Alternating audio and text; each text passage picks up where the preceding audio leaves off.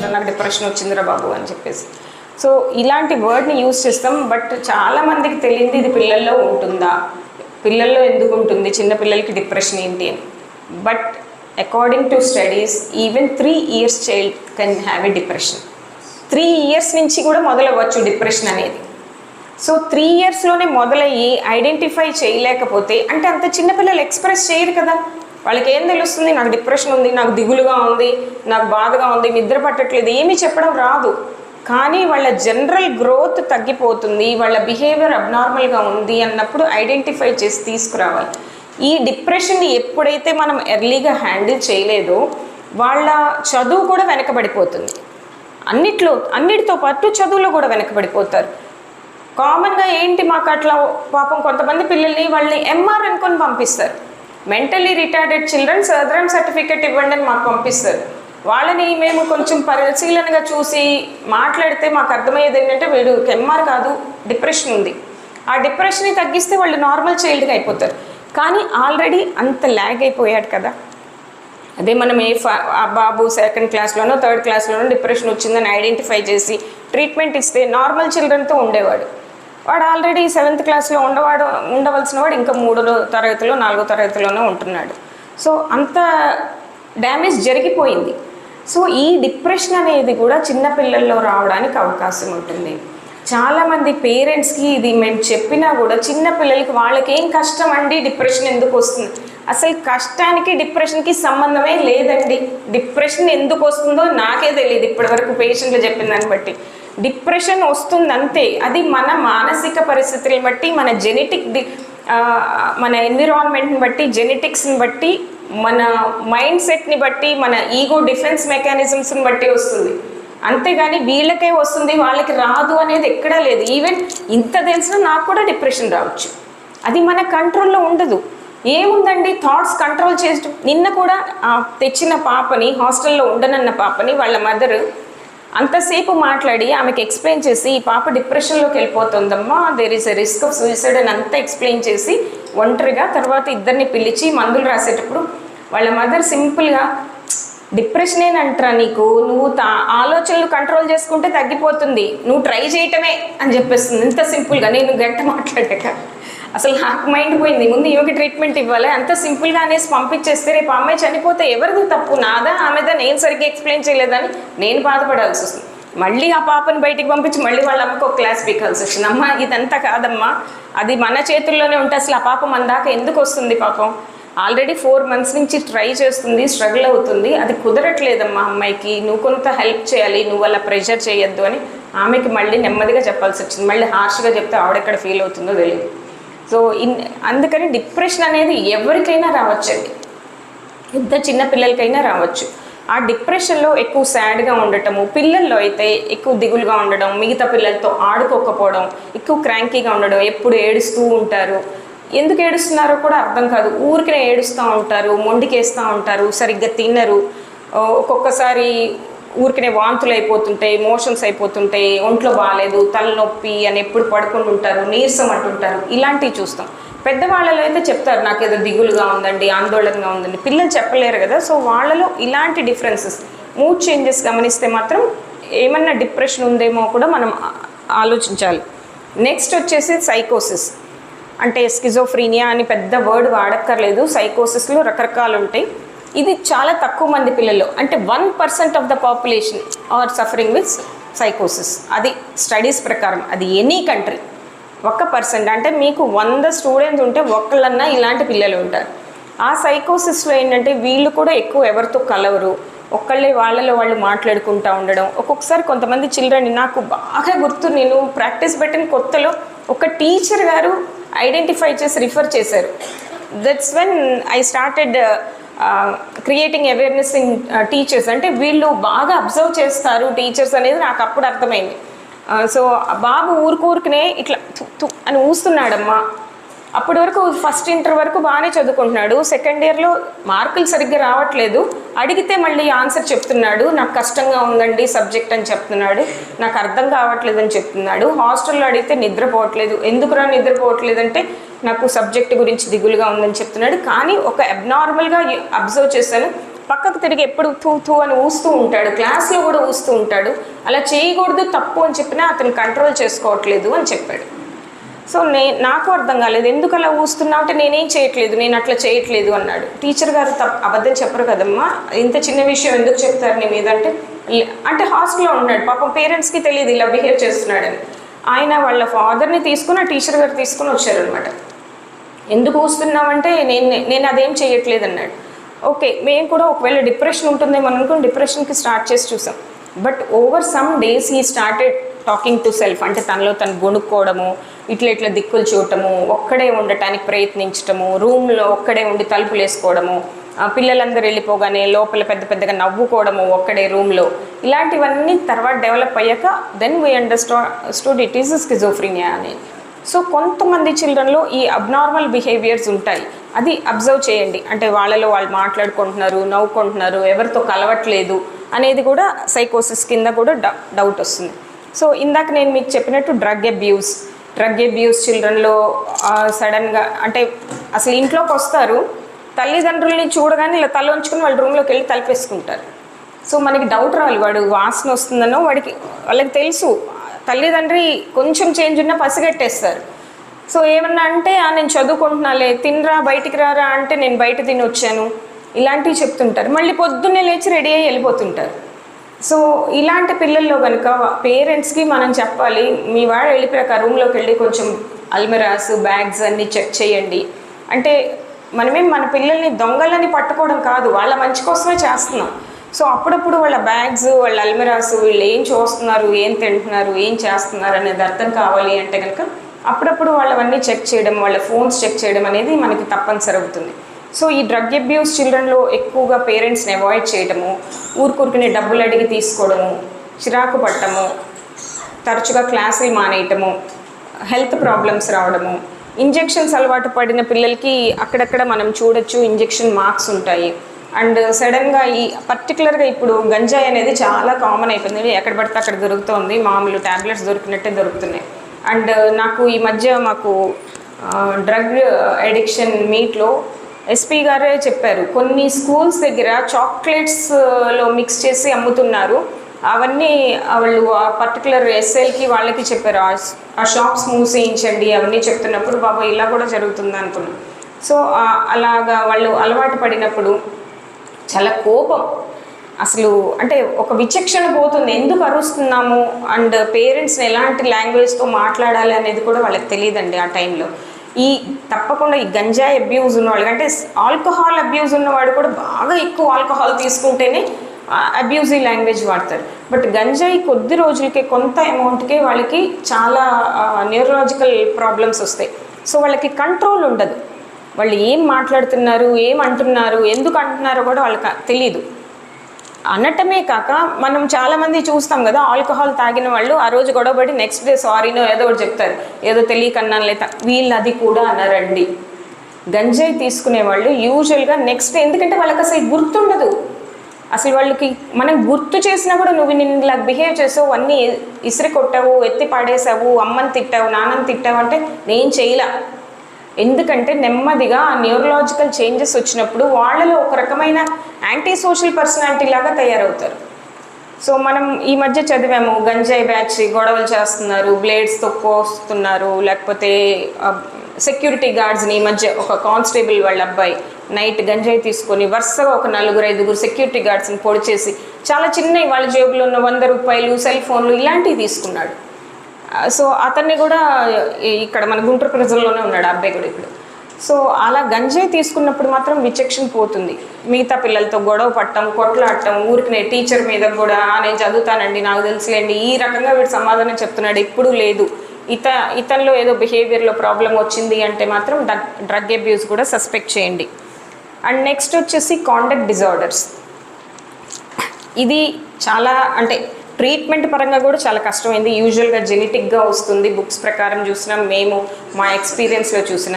ఈ కాండక్ట్ డిజార్డర్స్లో పిల్లలు చాలా హార్ష్గా బిహేవ్ చేయడం, అబద్ధాలు చెప్పడం, దొంగతనాలు చేయడము, అండ్ ఊరికినే ఉత్తి పుణ్యానికి ఏమి ఉండదు, ఒక కుక్కో ఏదో పిల్లో పోతుంది అనుకోండి రాళ్ళు వేసి కొట్టడము, ఏమన్నా బర్డ్స్ కానీ లేకపోతే ఇన్సెక్ట్స్ కానీ కనిపిస్తే నలిపేసి చంపేయడం, చిన్న వయసులో చూస్తాము వీటిని, చిన్న ఏజ్లోనే.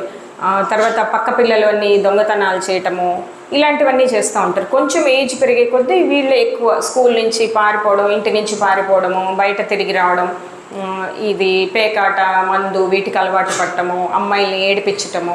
సో ఇవన్నీ కాండక్ట్ డిజార్డర్. ఎక్కువ కొంత జెనెటిక్గా వస్తుంది, కొంత ఇంట్లో పరిస్థితుల వల్ల వస్తుంది. సో ఇలాంటి పిల్లల్ని మాత్రం ఐడెంటిఫై చేయలేకపోతే స్కూల్కి ప్రాబ్లం అవుతుంది, తర్వాత సొసైటీకి ప్రాబ్లం అవుతుంది. బట్ ఓన్లీ థింగ్, దానికి అబ్రాడ్లో అయితే ఇలాంటి పిల్లల కోసం స్పెషల్ స్కూల్స్, అంటే బోస్టల్ స్కూల్ అనేది మీకు అందరికీ తెలిసే ఉంటుంది. అంటే తప్పు చేసిన చిన్న పిల్లల్ని, నేరస్తుల్ని పెడతారు అంటారు కదా, అవి బోస్టల్ స్కూల్స్.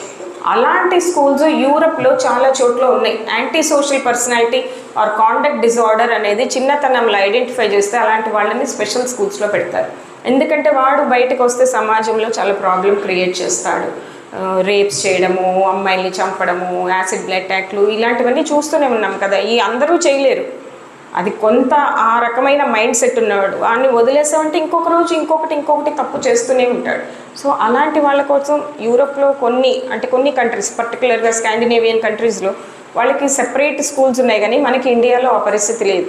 సో యూజువల్గా మేము పేరెంట్స్కి చెప్తాం, మీకు బాగా గుర్తుండే ఉంటుంది, మనోహర్ అంటే చాలా ఎర్లీ ఇయర్స్లో మనం శ్రీలక్ష్మి అనే అమ్మాయిని ఇంజనీరింగ్ కాలేజ్లో కత్తితో పొడిచాడు క్లాస్ రూమ్లో.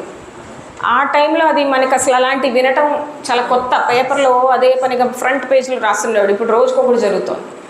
సో ఆ రోజుల్లో ఆ మనోహర్ వాళ్ళ అబ్బాయిని తర్వాత అరెస్ట్ చేశాక వాళ్ళ పేరెంట్స్ని ఇంటర్వ్యూ చేస్తే అసలు చాలా అది అంటే నాకు అప్పుడు చాలా, అది నేను ఇంకా అసిస్టెంట్ ప్రొఫెసర్ని, నాకే భయం వేసింది, ఎట్లా వదిలేశారు ఈ పేరెంట్స్ అనేసి. ఆ అబ్బాయి మొదటి నుంచి చాలా కోపిష్టి, చాలా గొడవ పడతాడు, పేరెంట్స్ని కొట్టడం, తిట్టడం అన్నీ జరుగుతూ ఉంటాయి. డబ్బులు డిమాండ్ చేస్తుంటాడు, సరిగ్గా కాలేజ్కి వెళ్ళడు, సరిగ్గా చదువుకోడు. అండ్ ఈవెన్ వాళ్ళ మదర్ని, సిస్టర్ని, ఫాదర్ని ఎవరిని లెక్క చేయడు. చెల్లి, సిస్టర్ అంటే అక్క కూడా చెల్లి అనమాట.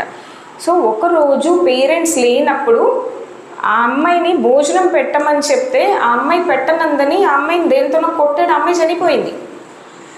అయితే పేరెంట్స్ ఈ విషయం తెలిసి కూడా వాళ్ళు ఆ అమ్మాయి ఏదో యాక్సిడెంటల్గా కింద పడి తలకి దెబ్బ తగిలి చనిపోయిందని చెప్పేసి అమ్మాయిని పూజ చేశారనమాట. ఎందుకమ్మా అలా చేశారు, అప్పుడే అబ్బాయి గురించి పోలీస్ కంప్లైంట్ ఎందుకు ఇవ్వలేదంటే, మా అమ్మాయి చనిపోయిన అమ్మాయి ఎటో చనిపోయింది, మాకు ఇంక ఒక్క కొడుకే కదండి అన్నారు వాళ్ళు. అసలు షాక్ అనమాట. మరి ఈ అబ్బాయి వల్ల ఇంకొక ఫ్యామిలీ ఇంకొక అమ్మాయిని కోల్పోయింది కదా. వాళ్ళు పోనీ అప్పుడే చెప్పారంట, వాళ్ళు సైకియాట్రిస్ట్ దగ్గరికి వెళ్దామని మాత్రం అబ్బాయికి చెప్పారు, అబ్బాయి వినలేదు అంటుంది. వినకపోతే బలవంతంగా తీసుకెళ్ళాలి, లేకపోతే మీరే వెళ్ళి ఒక సైకియాట్రిస్ట్ని కలవండి. ఇప్పుడు మా దగ్గరికి అలా కొంతమంది పేరెంట్స్ పిల్లలు లేకుండా వస్తారు, ఏమంటే ఇది పరిస్థితి, వాడు రమ్మంటే రానంటాడు, మేమేం చేయాలి. అలాగే ఏదో ఒక పెద్దవాళ్ళనో డాక్టర్నో తెలిసిన వాళ్ళనో సలహా తీసుకుని ఉండాల్సింది. తర్వాత ఏమైంది, వాడు జైల్లోనే ఉన్నాడు. సో ఇలాంటివన్నీ జరుగుతూ ఉంటాయి. ఆ పేరెంట్స్కి అర్థమవుతుంది, వాళ్ళు మనకు చెప్పరు. సో మీరు గమనించుకుంటే కనుక మీరు పేరెంట్స్ని అలర్ట్ చేయండి. మీకు తెలిసింది అని వాళ్ళు తెలిస్తే వాళ్ళు కొంచెం జాగ్రత్త పడతారు. అంటే వాళ్ళకి తెలుసు పిల్లవాడు ఎలాంటి వాడు, అంటే మరీ ఈ కాండక్ట్ డిజార్డర్ ఉన్న పిల్లల్ని పేరెంట్స్ ఐడెంటిఫై చేయకుండా ఏం ఉండరండి, ఎంత చదువులేని వాళ్ళకైనా తెలిసిపోతుంది ఈ అబ్బాయి కొంచెం నేరస్తుడు, అంటే నేర ప్రవర్తన కలిగి ఉన్నాడు అనేది వాళ్ళకి అర్థమవుతుంది. కానీ వాళ్ళు మనకి చెప్పరు, ఎందుకంటే స్కూల్లోకి రానివ్వం కాబట్టి. సో మీరు ఐడెంటిఫై చేస్తే మీ వాడికి ఇలాంటి ప్రవర్తన ఉంది అని హెచ్చరిస్తే వాళ్ళు స్కూల్ మార్పించుకోవడం చేస్తారో, లేకపోతే టీచర్ గారికి తెలుసురా నువ్వు జాగ్రత్తగా ఉండని హెచ్చరిస్తారు. లేకపోతే ఏంటంటే మీరు అసలు మాకు చెప్పలేదు, మాకు తెలియదు, మా అబ్బాయి మంచోడే, ఇంటి దగ్గర ఎప్పుడు ఇలా చేయలేదనే మన దగ్గర వాదిస్తారు. మేము కొంచెం చూస్తున్నాం కాబట్టి పేరెంట్స్ దబాయిస్తాం, నువ్వు నిజం చెప్పు, అబ్బాయి ఇప్పుడు లేడు, ఇంకెవ్వరూ డాక్టర్లు లేరు, నువ్వు చెప్పు అబ్బాయి ఇంతకు ముందు కూడా ఇలా ఉండేవాడా, ఇలాంటివి చేసేవాడంటే అప్పుడు నెమ్మదిగా అవునమ్మా కాకపోతే చిన్నపిల్లాడు కదా, పెద్ద ఏ కొద్దీ బాగవుతాడు అనుకున్నాం, మాకు తెలియదు ఇలా అవుతాడని అని చెప్తుంటారు. సో ఇవన్నీ మనం ముందే ఐడెంటిఫై చేసుకోకపోతే కనుక కాండక్ట్ డిజార్డర్ చిల్డ్రన్తో ఎప్పుడైనా మనకి ప్రాబ్లం ఉంటుంది. దెన్ నెక్స్ట్ వచ్చేసి ఈ రోజుల్లో గమనిస్తుంది పిల్లల్లో రిలేషన్షిప్ ఇష్యూస్. అది మామూలు ఫ్రెండ్షిప్ కానీ లవ్ అఫైర్స్ కానీ చాలా యంగ్ ఏజ్ నుంచి చూస్తున్నాం. అంటే ఆల్మోస్ట్ 7th క్లాస్ నుంచే వీళ్ళు రిలేషన్షిప్స్లోకి వెళ్ళిపోతున్నారు. మేబీ అది అంటే టీవీ ప్రభావమా, సినిమాలా, ఓటీటీనా అనేది నేను జడ్జి చేయలేకపోవచ్చు. అండ్ పర్టికులర్గా ఈ సెన్సార్ లేని ఓటీటీ వల్ల చాలా చండాలంగా ఉంటున్నాయి ప్రోగ్రామ్స్ కూడా. సో అంటే గవర్నమెంట్ కూడా కొంత ఓటీటీకి కూడా సెన్సార్ పెడితే బాగుంటుందని నా అభిప్రాయం. కనబడిన వాళ్ళందరికీ చెప్తూ ఉంటాను, ఎవరో ఒకళ్ళన్నా గవర్నమెంట్కి లెటర్ పెడతారు ఓటీటీకి కూడా సెన్సార్ పెట్టండి అనేది. సో ఇవన్నీ చూసి పిల్లల్లో ఏంటో అసలు అంటే అమ్మాయి అయితే బాయ్ ఫ్రెండ్ లేకపోతే అదేదో పెద్ద నష్టం జరిగిపోయింది, అబ్బాయి అయితే గర్ల్ ఫ్రెండ్ లేకపోతే ఎలా అనే ఇష్యూస్ వచ్చేస్తున్నాయి. దీనివల్ల ఒకళ్ళు రిజెక్ట్ చేశారని డిప్రెషన్కి గురవడము, సూసైడ్ అటెంప్ట్స్ చేసుకోవడము, మాకు క్యాజువాలిటీకి ఎక్కువ వస్తాయి సూసైడ్స్. ఆ సూసైడ్ అటెంప్ట్ వాళ్ళందరినీ సైకియాట్రీకి తప్పనిసరిగా రిఫరల్ పెడతారు. సో మా స్టూడెంట్స్ చూస్తారనమాట, చాలా కేసెస్ చూస్తూ ఉంటారు. ఇంత ఏమీ ఉండదు, నేను ప్రేమించిన అమ్మాయి నన్ను కాదంది. సో మరి మీ అమ్మ నాన్న ఉన్నారు కదా, వాళ్ళ గురించి ఆలోచించువా అంటే ఇంకేం మాట్లాడరు అసలు. అయ్యో ఆలోచిస్తానండి అని కూడా అనరు, వాళ్ళకి ఆ వయసులో అదే ముఖ్యం. సో అలాంటి పిల్లల్ని కూడా చూస్తున్నాం కాబట్టి మీరు ఐడెంటిఫై చేసి స్కూల్లో అలాంటివి ఏమైనా ఉంటే ముందే ఇది కరెక్ట్ కాదు అని మనం చెప్పాల్సింది మనం చెప్పాలి. బియాండ్ దట్ కొన్ని మన చేతుల్లో ఉండడం, మనం దానికి ఏం గిల్టీగా ఫీల్ అవ్వక్కర్లేదు. బట్ మనం తెలిసి కూడా వాడికి ఏం చెప్పకపోతే తర్వాత అయ్యో చెప్పలేదు అని మనం బాధపడకూడదు. సో మనం కౌన్సిలింగ్ చేయడం, పేరెంట్స్ని హెచ్చరించడం, ఇద్దరు పిల్లల్ని విడివిడిగా పిలిచి ఫీమేల్ అయితే ఫీమేల్ టీచర్స్, మెయిల్ అయితే మేల్ టీచర్స్ మాట్లాడి వాళ్ళకి కౌన్సిలింగ్ ఇవ్వడం అనేది చాలా అవసరం అండి.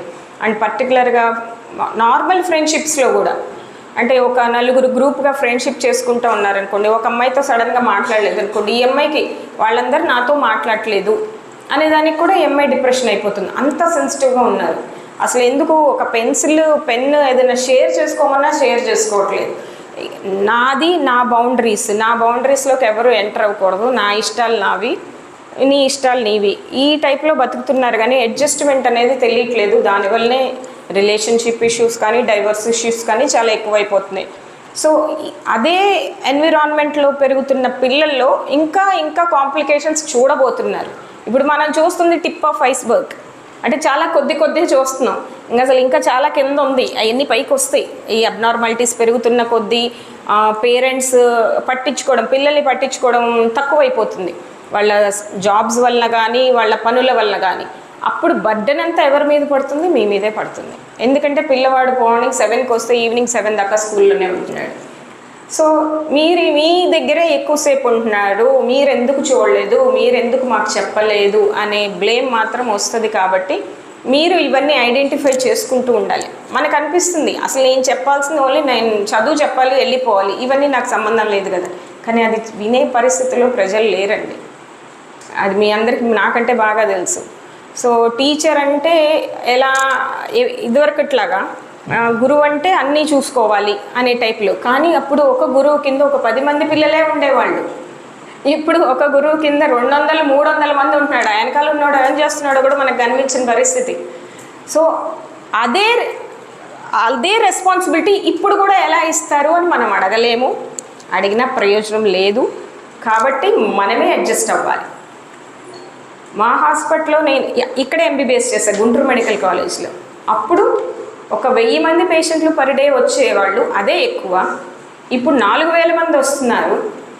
అప్పుడు ఉన్న డాక్టర్ స్ట్రెంత్ ఇప్పుడు ఉంది. మీకున్న ప్రాబ్లమే మాకు ఉంది. కాబట్టి నాకు బాగా అర్థమవుతుంది. టీచర్స్ నాకు చెప్తూ ఉంటారు, ఏం కంట్రోల్ చేస్తామండి, ఇంతమంది పిల్లలు ఉంటే మేమేం కంట్రోల్ చేయగలం, ఎవరి మీద కాపలా గాయగలం అని చెప్తూ ఉంటారు. Because I have lot of teacher friends అనమాట. చాలామంది చైతన్య, నారాయణ కానీ గవర్నమెంట్ టీచర్స్ కానీ ఎన్నో సంవత్సరాలుగా ఇదే జాబ్లో ఉండడం, ఒకే చోట ఉండడం వల్ల కొద్దిగా పరిచయాలు ఎక్కువ ఉండడం అది నా అదృష్టం అని కూడా అనుకుంటా. ఎందుకంటే వాళ్ళు నాకు చాలా చెప్తూ ఉంటారు, ఓకే ఇలా జరుగుతుంది, ఇలాంటి పరిస్థితులు ఉన్నాయి స్కూల్లోని. నేను నెక్స్ట్ ఒక చైల్డ్ని అడ్రస్ చేసేటప్పుడు కానీ వాళ్ళ పేరెంట్స్ని అడ్రస్ చేసేటప్పుడు కానీ టీచర్స్ పరిస్థితులు కూడా నేను చెప్తుంటాను. ఎందుకంటే ఇలాగే ఎవరో ఒకళ్ళు మా కష్టాలు కూడా వాళ్ళకి చెప్తారని. ఎందుకంటే టీచర్స్ నాకు చెప్తుంటారు, అమ్మ ఇదే పరిస్థితి, చెప్తే వినేలాగా లేదు. పల్లెటూర్లలో అయితే మీదకి వచ్చేస్తారు, కొట్టేయటానికి వచ్చేసినట్టే వస్తారు. వెనకటి రోజుల్లో టీచర్ అంటే రోజు వాళ్ళు ఒక కొత్తిమీర, దొండకాయలు, బెండకాయలు ఇచ్చేవాళ్ళు. ఇప్పుడేమో రాళ్ళేసి కొడుతున్నారమ్మా అని చెప్తుంటారు. ఒక టీచర్ గారు బాగా senior teacher, he is about to retire. And మీ టీచర్ అసోసియేషన్లోనే ఆయన ఒక మంచి పోస్ట్లో ఉన్నారు. ఆయన రెగ్యులర్గా మాట్లాడుతూ ఉంటారనమాట. ఇదమ్మా ఇంత నేను జాబ్లో చేరినప్పుడు ఇలా ఉంది, ఇప్పుడు ఇలా మారిపోయింది అని చెప్తూ ఉంటారు. సో మీ పరిస్థితి మీకే అర్థమవుతుంది. ఇది అంతా మీరు అంటే మీకు ప్రాబ్లం రాకుండా ఉండాలి అంటే మీ అసోసియేషన్ స్ట్రాంగ్గా ఉండాలి, ఫ్రీక్వెంట్గా పేరెంట్ టీచర్స్ మీట్ కండక్ట్ చేస్తూ ఉండాలి, వాళ్ళకు ఉన్న సమస్యల మీద వాళ్ళకి కొంచెం అవగాహన కండక్ట్ చెప్తూ ఉండాలి. అంటే పేరెంట్ టీచర్స్ మీట్లో మీ అబ్బాయికి ఇన్ని మార్క్స్ వచ్చినాయి పంపించేద్దు. ఆ మార్క్స్ ఏంటో రిపోర్ట్లో ఉంది, వాళ్ళే చూసుకుంటారు. అది కాదు మనకి, మీ అబ్బాయికి ఈ ప్రాబ్లం ఉంది, మీ అబ్బాయికి ఈ ప్రాబ్లం ఉన్నది అనేది ఎక్స్ప్లెయిన్ చేసి పంపించండి. ఒక్కొక్క నెలలో ఒక్కొక్క 10 స్టూడెంట్స్ వాళ్ళ పేరెంట్స్తో మాట్లాడారనుకోండి, మీ ప్రాబ్లం సాల్వ్ అవుతుంది. తర్వాత వాళ్ళు మీ చేయగలిగింది మీరు చేశారు, తర్వాత చేయాల్సింది వాళ్ళ బాధ్యత. సో ఎంతసేపు మార్క్స్ మీద ఫోకస్ చేయకుండా other characters or behaviours of the child మీద ఎక్కువ ఫోకస్ చేసి పేరెంట్ టీచర్స్ మీట్లో మాట్లాడితే బెటర్ అని నా అభిప్రాయం.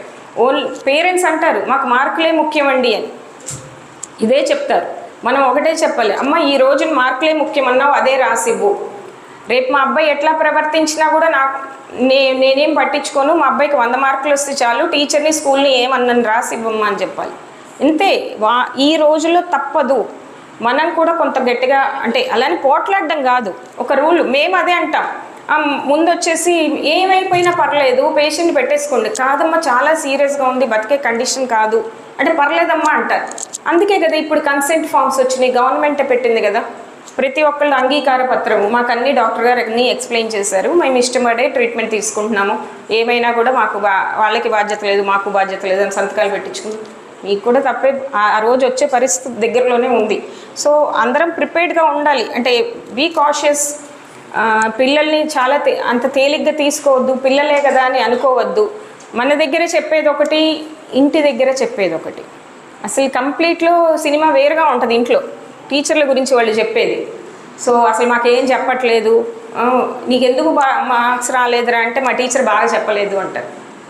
నేను మా అమ్మాయి కూడా ఒకసారి ఇదే మాట అంటే నేను అన్నా, మరి అదే టీచర్ కదా మిగతా అమ్మాయిలు చెప్పింది, మరి అమ్మాయికి 100 మార్కులు ఎందుకు వచ్చినాయి, నీకు ఎందుకు రాలేదు?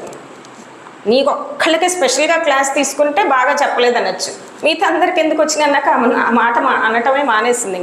ఇంకేం దగ్గర చెల్లదు లేదు అని. సో నేనే చదవలేదనో, నేను ఆ చాప్టర్ వదిలేసానో చెప్పడం మొదలుపెట్టింది. నేను అదే నువ్వు నిజాయితీగా చెప్పు, నీ ప్రాబ్లం ఏంటో నువ్వు చెప్పు, నేను యాక్సెప్ట్ చేస్తాను, అంతేగాని నీ తప్పుని వేరే వాళ్ళ మీద వేయటానికి ప్రయత్నించక. సో ఇదే పరిస్థితి పిల్లలు కూడా చెప్తారు, మీరు చెప్పింది అర్థం కాలేదంటే అండి, అందుకే మా పిల్లడికి మార్కులు రాలేదంటే మార్కులు బాగా వచ్చినని పిలిచి ఇదిగమ్మ ఈ అబ్బాయి మార్కులు 100 వచ్చినాయి, మరి వీడికి వాడికి అందరికి ఒకే క్లాస్లో నేను చెప్పాను కదా, పోనీ అర్థం కాకపోతే ఆ పిల్లలు నన్ను ఎందుకు వచ్చి అడగలేదు, నేను వద్దన్నానా? సో పేరెంట్స్కి మీరు అప్పుడప్పుడు మాట్లాడి ఇవన్నీ ఎక్స్ప్లెయిన్ చేయకపోతే మాత్రం ఎక్కడో ఒక చోట మన కెరీర్లో మనకి ప్రాబ్లం రానంత వరకు మనం సేఫ్. ఒక్క బ్లాక్ మార్క్ వచ్చినా ఎంత ప్రాబ్లమ్స్ అవుతున్నాయో మీకు తెలిసిందే, పర్టికులర్గా government servants. And private teachers నేనేమి తక్కువ చేయట్లేదు, వాళ్ళ బర్డన్స్ ఇంకా ఎక్కువ ఉంటాయి, శాలరీస్ తక్కువ, వర్క్ లోడ్ ఎక్కువ, ఇంకా అసలు అదొక మహాసముద్రం, అందులోకి దిగామంటే బయటికి రాలేదు. ఆ కష్టాలు వేరే. మాకు వచ్చే anxiety, panic disorders, headache, chronic headache అంతా ప్రైవేట్ స్కూల్ టీచర్సే.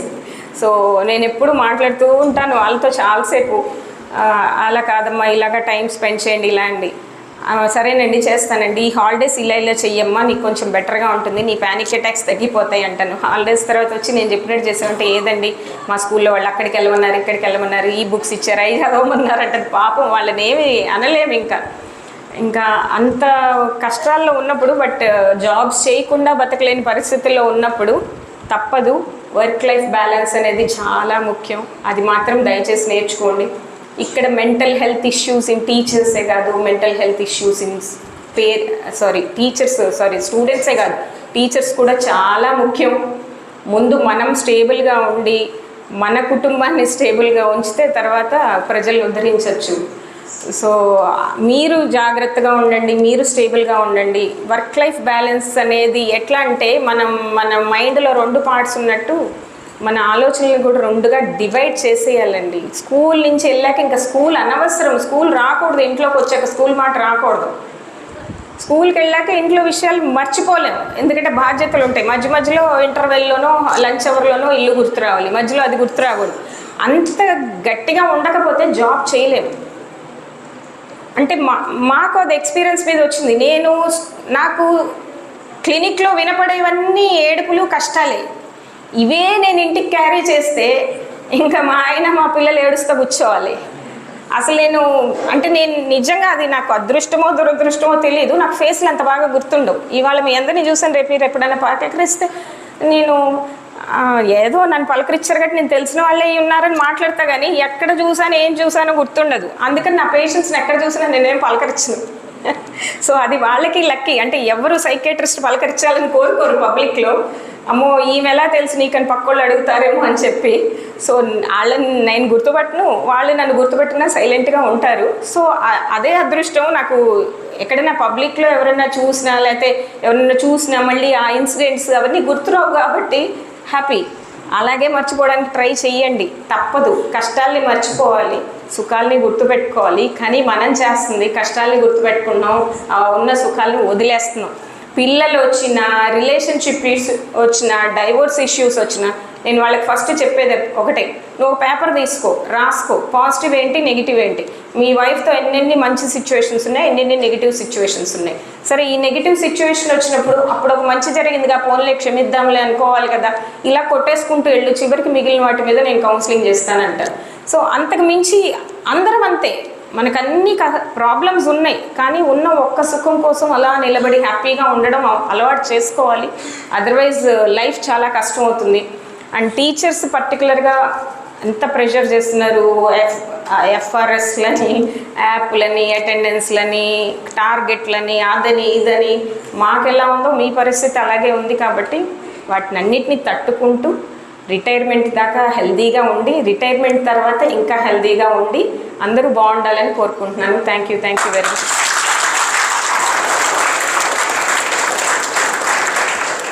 ఈ చాలా సీరియస్ అయినటువంటి టాపిక్ ఇది. మేడం గారు చెప్పారు స్పష్టంగా, మనం నిన్నటి నుంచి అనుకుంటానే ఉన్నాం. మేడం గారు చాలా క్లియర్గా చెప్పారు, ఇది మనకి ఫస్ట్ ప్రయారిటీ.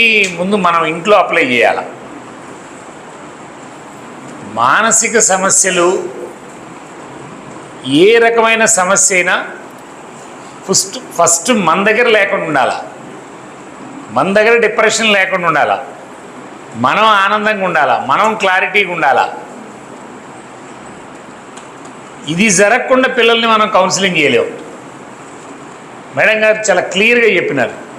ఇవాళ టీచింగ్ ఫ్యాకల్టీకి అవసరమైన టాపిక్ని చాలా సరళమైన భాషలో, అవి మాట్లాడినటువంటి భాషలో ఎక్కడ మనకు అర్థం కానటువంటి పదం కనపడలా. ఒక్క స్కిజోఫినియా వినుండరు మీరు మీలో. అది కూడా చాలా సింపుల్ భాష, కొంచెం పిచ్చెక్కినోడేగా అనుకుందాం కాసేపు. అది ఒక్కటే పిచ్చికి సంబంధించి 1% ఉండేది. మిగతా అన్నీ ఎక్కడో అక్కడ మన ఎంపతితో, మన భాషతో, మన ప్రేమతో కొంచెం డీల్ చేస్తే మేడం గారు చెప్పినటువంటి అంశం అది. అందుకని ఇప్పుడు మేడం గారు మాట్లాడిన దానిలో మీకు ఎవరికైనా డౌట్స్ ఉంటే లేచి ముందు చేయెత్తండి. గందరగోళం కాదు, ఆ డౌట్ కూడా మిగతా వాళ్ళకి అర్థం కావాలి. మీరు ఆ డౌట్ అడగండి, మేడం గారు క్లియర్ చేస్తారు. ఓకేనా? అది ఎవరు ఫస్ట్ ఎవరు అడుగు ధనరాజ్. ఏంటది? ఇదో ఎలా డిఫరెన్షియేట్ చేయాలి, అది హార్ట్ అటాక్ కాదు అని ఎలా తెలుసుకోవాలి అని చెప్తున్నారు. ఎప్పుడైనా పానిక్ అటాక్ ఫస్ట్ టైం వచ్చినప్పుడు చాలా మందికి అది హార్ట్ అటాక్ లాగే భయపడతారండి. అంటే కొంచెం గుండె పట్టేయడము, గుండె దడదడగా బాగా స్పీడ్గా కొట్టుకోవడము, కళ్ళు తిరిగినట్టు ఉండడము, కొంతమందికి ఏమో కాళ్ళు చేతులు పట్టేసినట్టు కానీ, మొడుకొచ్చినట్టు కానీ, ఊపిరి ఆడదన్నట్టు ఉండడం కానీ, ఏదో ఇప్పుడు ఇంకేదో అవుతుంది చనిపోతాను అన్నంత భయం వచ్చేస్తుంది అనమాట. దాన్ని పానిక్ అటాక్ అంటాము. ఈ పానిక్ అటాక్ ఫస్ట్ టైం వచ్చినప్పుడు చాలా మంది కార్డియాలజిస్ట్ దగ్గరికి వెళ్తారు. ఎందుకంటే ఫస్ట్ టైం వచ్చినప్పుడు ఎవరైనా అదేదో గుండెకి సంబంధించిన అనుకుంటారు కాబట్టి కార్డియాలజిస్ట్ దగ్గరికి వెళ్తారు. ఈసీజీ నార్మల్గా ఉంటుంది, ఆ రోజు బాగానే ఉంటారు. మళ్ళీ వెళ్ళడానికి ఇంకోసారి వస్తుంది. అప్పుడు ఇంకా రిపీటెడ్ గా ఈసీజీ ఎక్కువ చేయించుకున్నాక కార్డియాలజిస్ట్ చెప్తారు, ఇది నీకు హార్ట్ అటాక్ కాదు, పానిక్ అటాక్, నువ్వు సైకియాట్రిస్ట్ ని కన్సల్ట్ చేయాలి. యూజువల్గా కార్డియాలజిస్ట్ చిన్న టాబ్లెట్స్ అవి మొదలు పెడతారు. బట్ ఎవరికైతే తక్కువ వాళ్ళని మా దగ్గరికి రిఫర్ చేస్తూ ఉంటారు. ఇది ఎప్పుడైనా రావచ్చండి వితౌట్ ఎనీ అంటే స్ట్రెస్సర్, స్పాంటేనియస్ వస్తుంది, సడన్ గా వస్తుంది. చాలా విపరీతమైన భయం వచ్చేస్తుంది ఆ టైంలో. గుండె స్పీడ్ గా కొట్టుకోవడం, మోరెట్టిపోవడము, కొంతమందికి వెంటనే బాత్రూమ్కి వెళ్ళవలసి రావడము, కడుపులో తిప్పినట్టు ఉండడము, ఊపిరాడకపోవడం, ఇవన్నీ ఉంటాయి అన్నమాట. దాన్ని పానిక్ అటాక్ అంటారు. ఇది ఎవరిలో ఎక్కువ వస్తుంది అంటే కొంచెం లేడీస్ అంటే ఆడవాళ్ళకి రావచ్చు, మగవాళ్ళకైనా రావచ్చు అండి. ఇది కొద్దిగా ఎక్కువ స్ట్రెస్కి గురైనప్పుడు, అంటే మనం అబ్నార్మల్ స్ట్రెస్ సడన్గా గురైనప్పుడు రావచ్చు. లేదా క్రానిక్ స్ట్రెస్ అంటాం, అంటే స్ట్రెస్ తక్కువ శాతంలోనే ఉంది కానీ కంటిన్యూగా సంవత్సరాల తరబడి స్ట్రెస్లో ఉన్న వాళ్ళకు కూడా ఈ పానిక్ అటాక్స్ అనేవి వస్తూ ఉంటాయి. వాళ్ళకి ఏంటంటే ఈ పానిక్ అటాక్ ఎప్పుడు వచ్చిందో తెలియదు కాబట్టి ఎక్కడికైనా ఒకళ్ళే వెళ్ళాలన్నా భయపడతారు, లిఫ్ట్ ఎక్కాలన్నా భయపడతారు, ఓకే, ఇంట్లో ఎవరు లేనప్పుడు భయపడతారు. కొంతమంది అయితే బాత్రూంలో స్నానం చేసినంతసేపు గడిపెట్టుకోవడానికి కూడా భయపడతారు. లోపల నాకు ఆ పానిక్ అటాక్ వచ్చి నేను చచ్చిపోతా ఇట్లా, అంత భయం ఉంటుంది ఆ పానిక్ అటాక్ లో. అంటే మనకి వినే వాళ్ళకి ఆ గొడవకి ఏముంది అది బాగా ఫీల్ అయితే తెలుస్తుంది. మా ప్రొఫెసర్ గారు ఎప్పుడు చెప్తుండేవాళ్ళు, ఎవరు ఏది చెప్పినా కూడా ఇంత చిన్నదానికి కన్నమాట, అది మనకొస్తే మనకు తెలుస్తుంది అది చిన్నది కాదు అనేది. So go in to they shoes, అంటే వాళ్ళ చెప్పులు వేసుకున్నాడు ముళ్ళేంటో తెలుస్తుంది అన్నట్టు, అలా వాళ్ళ వైపు నుంచి ఆలోచించాలి మనం. అది చిన్నదిగా తీసేయకూడదు. పానిక్ అటాక్ నైట్ టైమ్స్ వస్తుంటాయి, ఎప్పుడు పడితే అప్పుడు వస్తుంది. వాళ్ళకి మెయిన్గా మెడిసిన్స్తో పాటు ఎక్కువ వాళ్ళ ప్రాబ్లమ్స్ గురించి మాట్లాడుతూ ఉండాలండి. నేనేం పెద్ద అందరికీ కౌన్సిలింగ్ చేసేయాలంటే మా టైం కూడా సరిపోదు. కాబట్టి కొంచెం వచ్చినప్పుడల్లా ఒక 10 నిమిషాలు మాట్లాడుతూ ఉంటే వాళ్ళకి అప్పుడు అవగాహన ఏర్పడుతుంది. ఓకే, నేను ఇలా టెన్షన్ పడుతున్నాను కాబట్టి ఇది వస్తుంది, ఇది వస్తుంది, కానీ నేను హార్ట్ అటాక్ అని భయపడక్కర్లేదు అని వాళ్ళకి అర్థమవుతుంది. అంతవరకు నేను అర్థం చేయగలిగితే చాలా నేను ఎప్పుడు అనుకుంటాను. వాళ్ళు భయపడకుండా దాన్ని నేను ఆపలేకపోవచ్చు, వస్తే వచ్చిందని ధైర్యంగా వాళ్ళు తట్టుకోగలిగితే చాలు. ప్రతిసారి డాక్టర్ దగ్గరికి వెళ్ళి భయంతో ఐసీయూలో అడ్మిట్ అయ్యి బోల్డ్ డబ్బులు అయిపోయి మళ్ళీ ఇంకెప్పుడు వస్తుందని భయపడుతుందో కూడా వస్తే వచ్చింది అని ఎప్పుడు యాక్సెప్ట్ చేస్తారు, నిజంగా అది నెమ్మదిగా తగ్గిపోతుందని. సో అంత సింపుల్ థింగ్ అని అంటే చేయటం, అది ఫాలో అయ్యే వాళ్ళకి చాలా కష్టంగా ఉంటుంది, పాపం వచ్చినప్పుడు భరించడం కష్టం కాబట్టి. సో పానిక్ అటాక్స్ అనేవి చాలా కామన్ గా వస్తాయి, అది ఎవరికైనా రావచ్చు, ఏ సిచ్యువేషన్ లోనైనా రావచ్చు. నెక్స్ట్ అడగండి. డిజిటల్ ఎడిక్షన్స్కి ఎట్లా ట్రైన్ చేయాలనే? డిజిటల్ ఎడిక్షన్స్ని ఎట్లా పేరెంట్స్కి సొల్యూషనా పిల్లలుగా? పేరెంట్స్కి సొల్యూషన్ అంటే అందరికీ. Okay okay okay okay. Digital addiction మనం ఎర్లీ స్టేజెస్ లో కొంచెం ఎక్కువ యూజ్ చేస్తున్నాడు అని గమనిస్తే కనుక ముందుగానే చేయడానికి మనం ఎక్స్ప్లెయిన్ చేయాలి పేరెంట్స్. కాదు మనం ఇలా అలవాటు పడిపోతున్నాం, మీకు తెలియకుండానే ప్రాబ్లం అవుతుంది అని షెడ్యూలింగ్ పెట్టడము, పిల్లలతో మనం ఎక్కువ టైం స్పెండ్ చేయడం. అక్కడ వచ్చిన ప్రాబ్లం మనకు కూడా జాబ్ హోల్డర్స్ అయినప్పుడు ఎక్కువ స్పెండ్ చేయలేకపోతున్నాం. వాళ్ళని పార్టీకి తీసుకెళ్ళడము, గేమ్స్కి తీసుకెళ్ళడము, లేకపోతే ఇంట్లో కూర్చొని మనం ఏమి ఖర్చు పెట్టగలి ఇంట్లో కూర్చొని క్యారమ్ బోర్డు ఆడుకోవచ్చు, అష్టాచమ్మ ఆడుకోవచ్చు, పులి మేక ఆడుకోవచ్చు, ఎన్నో ఆడుకోవచ్చు, కానీ మనకే టైం ఉండట్లేదు. అందుకే ఇప్పుడు ఏంటి, ఒకప్పుడు క్వాంటిటీ టైం కాదు క్వాలిటీ చాలా ఇంపార్టెంట్ అని చెప్పేవాడు, ఇప్పుడు క్వాంటిటీ కూడా పెంచాల్సి. సో వీలైనంతగా వైఫ్ అండ్ హస్బెండ్ ఇద్దరు షేర్ చేసుకోవాలి రెస్పాన్సిబిలిటీస్. వీలైనంతగా పిల్లలతో స్పెండ్ చేయడానికి అవకాశం ఉంటే కనుక ఎంత ఎక్కువ స్పెండ్ చేయగలిగితే అంత ఎక్కువ స్పెండ్ చేయాలి ఎర్లీ స్టేజెస్. ఇంకా తర్వాత తప్పనిసరిగా కౌన్సిలర్ దగ్గరికి తీసుకెళ్ళాలి. ఓకే. యాక్చువల్లీ చాలా మంది టీచర్స్ ఏంటంటే మొదటి నుంచి ఆ డిసిప్లిన్ అనేసి తెలియకుండానే కొంచెం ఎనెన్కాస్టిక్ ట్రైట్స్ అంటాం, అంటే ఫిక్స్డ్గా ఇలాగే ఉండాలి, ఇది పద్ధతి, ఇలాగే మాట్లాడాలి, ఇలాగే చేయాలి, నిజాయితీగా ఉండాలి, న్యాయంగా ఉండాలి అని అది దాటితే వాళ్ళు తట్టుకోలేరండి. అది సొసైటీలో జరిగినా వాళ్ళ కళలో జరిగినా వాళ్ళు అప్సెట్ అవ్వడం, ఏదో ఎదిరిస్తారు, లేకపోతే ఎదిరించే ధైర్యం లేకపోతే ఇంటికి వెళ్ళి బాధపడిపోతూ ఉంటారు. సో ముందు మనం అర్థం చేసుకోవాల్సింది ఏంటంటే ఎవరు పర్ఫెక్ట్ కాదు, అది మనం యాక్సెప్ట్ చేయాలి. ఆవిడే పర్ఫెక్ట్ వాళ్ళు కానప్పుడు వాళ్ళని మార్చడానికి మన ప్రయత్నం మనం చేయాలి. ఇందాక నేను అదే అండి, మన ప్రయత్నం మనం చేయాలి. No guilty feelings. మనం చెయ్యలేకపోయాము అని మనం చెయ్యకుండా కూడా ఊరికే ఉంటే అది నిజంగా తప్పు చేసినట్టు. మనం ఐడెంటిఫై చేస్తే వాళ్ళని కరెక్ట్ చేయడానికి ట్రై చేయాలి. అప్పటికి వాళ్ళు బాగుపడకపోతే పేరెంట్స్కి చెప్పాలి, అప్పటికి వాళ్ళు బాగుపడకపోతే వాళ్ళకి అంటే రాదని వదిలేయాలి. ఆ లెవెల్లో ఉండకపోతే ముందు మనము మానసికంగా స్టేబుల్గా ఉండలేము. అన్ని మన నెత్తికి తీసేసుకోకూడదు. మేమేమి 100% పేషెంట్ అందరినీ క్యూర్ చెయ్యం కదా. కొంతమంది బాగవుతారు, కొంతమంది బాగోరు. ఇన్ని రకాలకి ఎంత చేసినా ఒకసారి మా వల్ల కాకపోతే ఇంకా సీనియర్ డాక్టర్ ఇంకో చోటుకి వెళ్ళి ఇంకో ఇన్స్టిట్యూట్కి వెళ్ళి కూడా పంపిస్తాం. ఎన్ని రకాలు చేసినా బాగున్నప్పుడు దాన్ని మనం ఏం చేయలేము. వాళ్ళ పేరెంట్స్కి పర్లేదమ్మా యాక్సెప్ట్ చేయండి, ఏదో ఒకటి కొంచెం పర్లేదు కదా అది కదా అని ఏదో మాటలు చెప్తా ఉంటారు కానీ మాకు అంటే లోపల తెలుస్తూ ఉంటుంది ఇంటి బాగా పడు అని. బట్ అది మనం మన మనసుకి తీసుకోవద్దు. అది నేను అనేది అన్ని మనం అలాగా ఈగో బౌండరీస్ పెట్టుకుంటే చాలా డిస్టర్బ్ అవుతాం. Right, thank you. మీరు మెడిటేషన్ మీరు కౌన్సిలింగ్ పెట్టుకోవడం చేస్తే నెమ్మదిగా అది తగ్గుతుంది. రైట్, థ్యాంక్ యూ మేడం గారు. ఇంకా మనం అడిగిన టైం కంటే ఎక్కువ టైము మనతో స్పేర్ చేసి ఇక్కడ మన డౌట్స్ కూడా క్లారిఫై చేసిన మేడం గారికి ఈ సబ్జెక్ట్ మీద చాలా సరళంగా, నేనైతే ఈ టాపిక్ చాలామంది సైకియాట్రిస్టుల దగ్గర విన్నాను, మేడం గారు ప్రజెంట్ చేసిన విధానం చాలా బాగుంది.